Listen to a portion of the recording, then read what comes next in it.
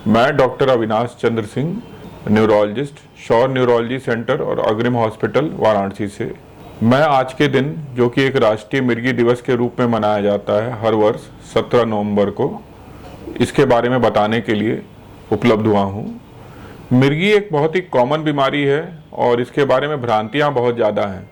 मिर्गी एक मस्तिष्क का विकार होता है। होता कैसा है, जैसे हमारा दिल धड़कता है वैसे ही मस्तिष्क में भी तरंगे पैदा होती हैं, लेकिन मिर्गी वाले जो पेशेंट्स होते हैं उनमें ये तरंगे असामान्य रूप से बहुत अधिक मात्रा में पैदा होती हैं, जो कि मिर्गी के लक्षण के रूप में परिलक्षित होती हैं।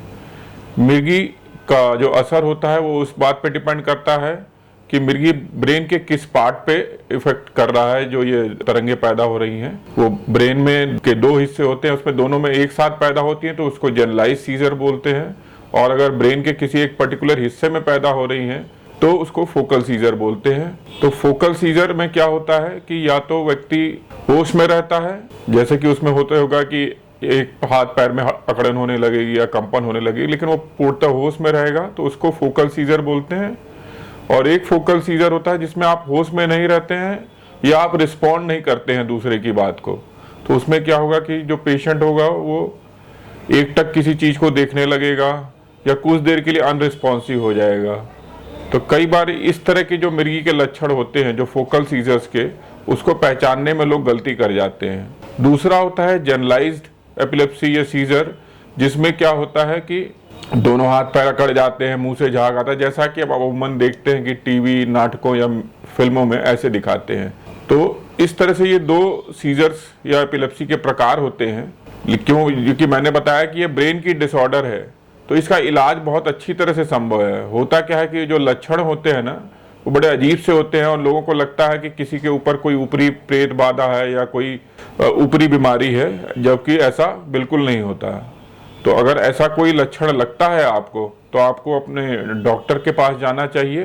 बेहतर हो कि ब्रेन के डॉक्टर, न्यूरोलॉजिस्ट के पास पहुँचें और इस मिर्गी का जो कारण है उसको आप बहुत ही कॉमन जांचों से इसके बारे में पता लगा सकते हैं, जिसमें कि एक सीटी स्कैन है या एमआरआई है, और साथ में जैसे ईसीजी देखते हैं वैसे ही एक ब्रेन की जांच होती है जिसको ईईजी बोलते हैं, जिससे आप फोकल या जनरलाइज सीजर जो मैंने बताया उसके बारे में डिफ्रेंशिएट करके उसका इलाज कर सकते हैं।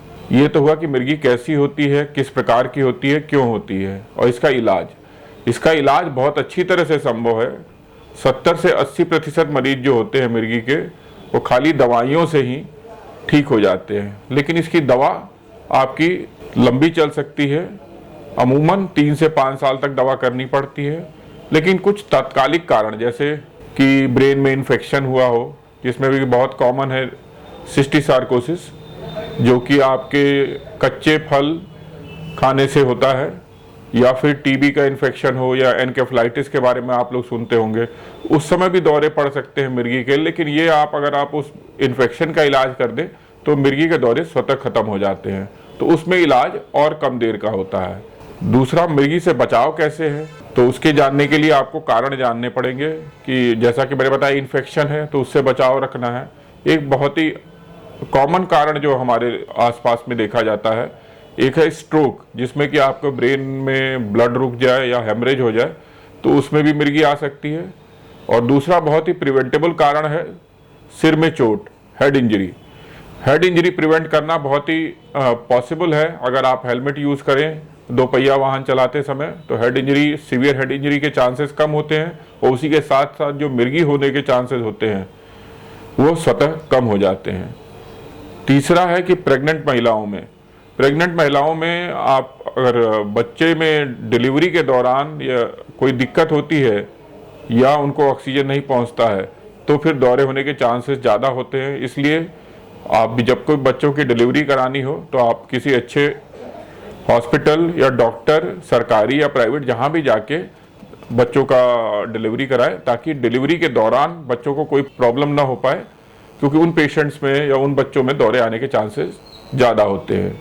तो एक बार यही मैं कहना चाहूँगा कि मिर्गी का इलाज बहुत अच्छी तरह से उपलब्ध है, और इसको आप ज़रूर डॉक्टर के पास जाके इसका इलाज कराएं, और इसके बारे में जो भ्रांतियाँ हैं वो आप भी समझें और उसके दूर करने का कोशिश करें।